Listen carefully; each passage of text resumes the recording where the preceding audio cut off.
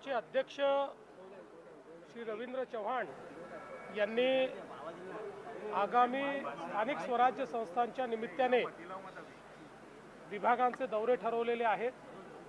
त्या अंतर्गत आज मराठवाडा विभागाचा आढावा घेण्याकरता आम्ही आलो आहोत। यापूर्वी नाशिक विभागाचा आढावा आम्ही घेतलाय। यामध्ये नगरपालिका, जिल्हा परिषद आणि महानगरपालिका अशा निवडणुकांच्या संदर्भात काय तयारी झाली आहे, पुढे संघटनात्मक रचना कशी करायची आहे, युतीच्या संदर्भातले विषय आहेत, अशा सगळ्या विषयामध्ये पक्षाला एक दिशा देण्याचा प्रयत्न या बैठकांच्या निमित्ताने आम्ही करतो आहोत। आणि आज आता इथल्या 8ही जिल्ह्यांचे सगळे आमचे पदाधिकारी हे संभाजीनगरला आलेले आहेत आणि ही बैठक आता आमची संपन्न होणार आहे। हर्षवर्धन सपकाळ यांनी आपल्यावरती टीका केली आणि असं म्हटलं आहे की नथुराम गोडसे यांनी शांत पद्धतीनं जसं गांधींची हत्या केली तसंच फडणवीस हे समाजामध्ये भांडणं लावतात। कोण आहेत ते? त्यांना त्यांच्या जिल्ह्यात नाही ओळखत कोण आणि मी त्याच्यावर उत्तर द्यायचं।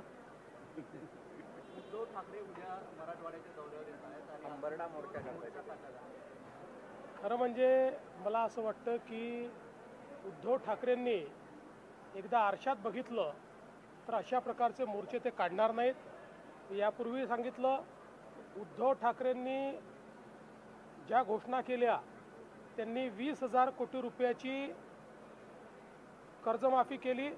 त्याच्या 3 वर्ष आधी आम्हीही 20,000 कोटी रुपयाची कर्जमाफी केली। त्यामुळे त्यांनी काही फार मोठं केलं असं नाही।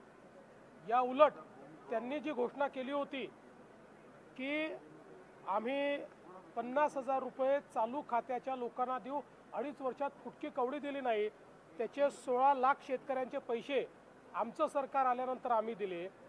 आणि आताही आम्ही 31,000 कोटी रुपयाचं पॅकेज दिलेलं आहे, ज्यातले 21,000 कोटी तर थेट शेतकऱ्यांच्या खात्यामध्ये जात आहेत। म्हणजे त्यांच्या कर्जमाफीच्या पैशांपेक्षा जास्त पैसे हे आम्ही थेट खात्यांमध्ये शेतकऱ्यांना देतो आहोत। याच्या व्यतिरिक्त 6,000 रुपये राज्याचे आणि 6,000 रुपये केंद्राचे, 12,000 रुपये वेगळे आम्ही शेतकऱ्यांना देतो आहेत। इन्शुरन्सचे पैसे आम्ही वेगळे शेतकऱ्यांना देतो आहोत।